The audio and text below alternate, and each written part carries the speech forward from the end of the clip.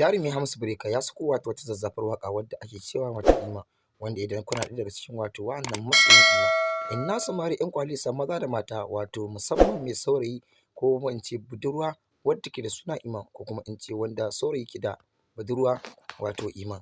Yau Breaker ya leƙo gare ku inda yake kuranta Ima. Ni dai ban taɓa jin fitacciyar waƙar ba wadda Breaker yake yawan ambata macen, ko kuma in ce yake yawan kirara ta, yake yawan ambata ta, yana haɗin halayenta na kirki sai wannan shahararren budurwa mai suna Ima. To mai sauraro, ina maza da mata 'yan kwalisa musamman masoyan Hamisu Breaker na kafafen sada zumunta, za ku so ku ji wannan fitacciyar waƙa ta Hamisu Breaker.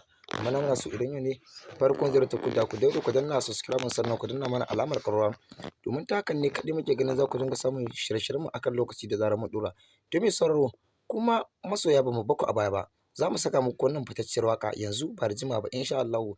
Muna so dai ku biyo mu har ƙarshen wannan bidiyo na YouTube channel mai albarka mai suna Hausa 24 TV tun daga farko har ƙarshe, don kasancewa da wannan fitacciyar waƙa ta Ima, musamman maza da mata, ko kuma in ce musamman mace mai suna Ima za ta ƙara jinta akan wani abu, tunda har Hamisu Breaker ya tsaya tsayin daka ya kawo mata waƙa wanda yake kuranta ta, wanda Hamisu Breaker wannan fitacciyar waƙar tashi shine take trending a yanzu shekara ta 2024, wanda Hamisu Breaker ya saki wannan sabuwar waƙa ce mai suna Iman Hajiya Iman, yanda yake hidin sunanta, musamman shi ma kanshi Hamisu Breaker yana jin daɗin yanda yake ambata suna, inda Hamisu Breaker ya yi waƙoƙi wanda yake hidin sunayen mata da dama, amma bai taɓa yin waƙar da yake yawan ambata ta ba irin wannan Ima. To mai sauraro, kada ku mance suna tashar mu Hausa 24 TV, za mu so mu ji ra'ayinku akan wannan fitacciyar waƙa.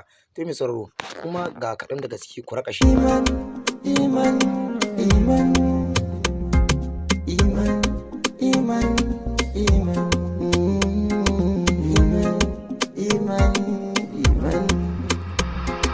Iman ba ta mugunta, tana da tsafta. Iman ba ta karanta.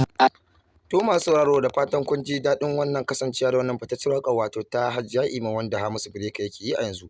Domin sauraro, idan da har kun ji daɗin wannan fitacciyar waƙa, muna so ku daure ku danna bidiyon mu subscribe gami da taɓa alamar ƙararrawa, domin ta haka ne za ku dinga samun shirye-shiryenmu akan lokaci. Barkamu da dawowa hutun rabin lokaci, wannan waƙa ta Hajiya Iman Gimbiya Ima. Muna so ku daure ku danna bidiyon mu alamar like, za mu so mu ji ra'ayinku a comment section. Mun gode.